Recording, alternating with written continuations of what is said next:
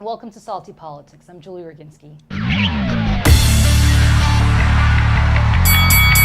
Here's a topic I'm about to pour all the salt over. I mean, all the salt in the shaker over. Allegations of sexual assault against Trump's nominee, Brett Kavanaugh, and especially the backlash to those allegations. First, we'll start with Senator Chuck Grassley releasing a letter from 65 women who knew Brett Kavanaugh back in high school, defending him. By the way, since then, only 2 of those women have still stood by him, and now all of them are starting to think that maybe they shouldn't have written that letter in the first place. But here's the larger point. The larger point is just because it didn't happen to you doesn't mean it didn't happen to somebody else. You know, it's not too long ago that there were a bunch of people coming out defending certain media personalities from allegations of sexual harassment.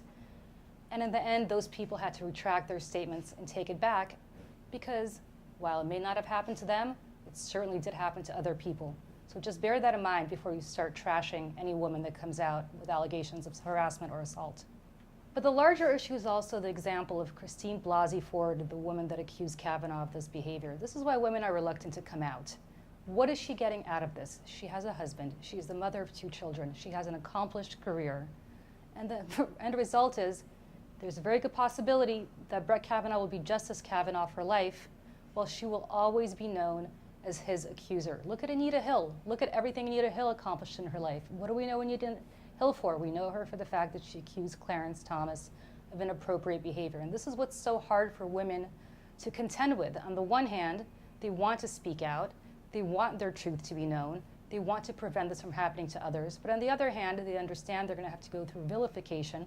They're going to have to go through the fact that they will be known for nothing else in their lives except for this. They have to subject themselves to a media scrum. Trust me, I've been there. Ultimately, you have to weigh the decision. Do you do the right thing by coming out, or do you do the right thing by your family by not coming out? The decision is incredibly hard. And for all those people that say, well, why didn't she report this when she was 15 years old? Really, why didn't altar boys report when they got molested by priests when they were 15 years old? Do you know what it takes, what kind of courage it takes for a grown woman to come out with these kinds of allegations, never mind a 15-year-old girl? Do you understand the psychology that is involved in having to publicly tell your story and have people vilify you? We owe it to women to have their stories heard. We owe it to them to have it heard in public. We need more hearings. We need this woman to testify publicly, and we need to hear publicly from Judge Kavanaugh again. Look forward to getting salty with you all next week.